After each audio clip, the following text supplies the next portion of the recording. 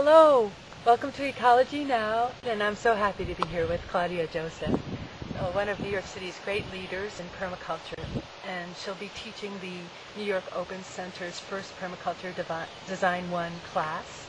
I hope they'll all attend, starting in July. So please tell us about your wonderful project, People Reclaiming the Land Through Presence.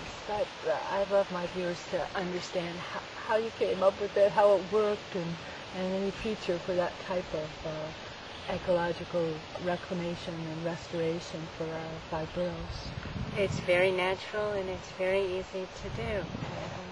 There's a lot of land in New York City that's underutilized, public space that is begging for care. So what I did is I adopted 2 sites very close to where I live. One was a community garden that was cared for and wonderful for 25 years before I came, but could use more care and more development and more community and more ecology and better composting and all of that. And then the other site was a park that is very used but not at all cared for. So I often looked at it when I took my little girl there and said, gee, it would be nice if somebody took care of these gardens or made this park a little nicer. And I had the opportunity to create a garden in front of the historic house that is located there. And so we're 3 years into that project. The garden is starting to look beautiful. And we are filling the landscape of the park and the adjacent middle school with useful plants of every variety, useful for wildlife, for medicines, herbs, and food, and craft. So how did you get the city to okay this?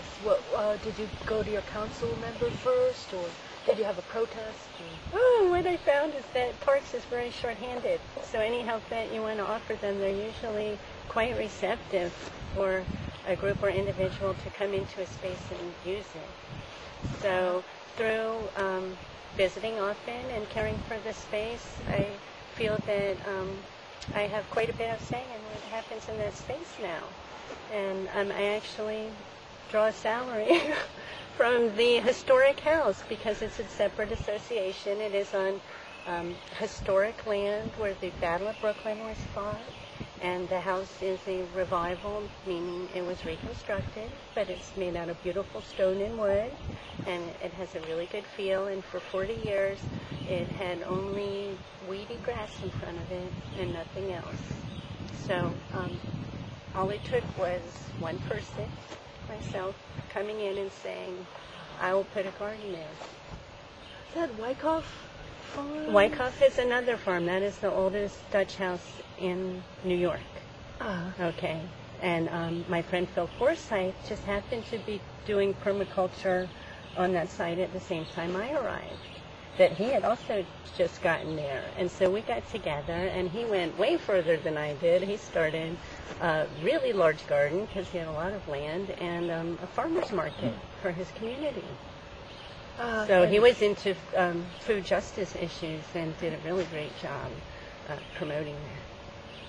So there's permaculture in New York City happening. We're going to start feeding ourselves. There are so many fabulous, simple machines that we could use, that simple technologies, primitive technologies that we can reintroduce or revisit the ideas, of how to apply natural elements to produce our power. So wind, water, and sun. There you go. Yeah.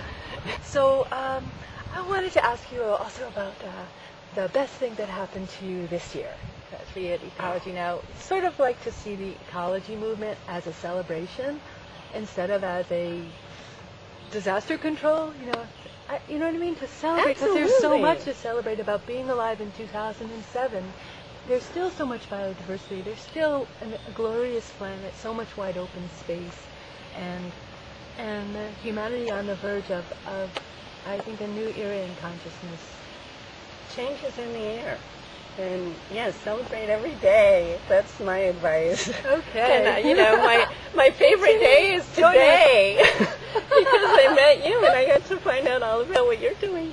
And the work is so important, and everybody does their part. And, you know, every day there is a new sign of hope that you can find if you look for it.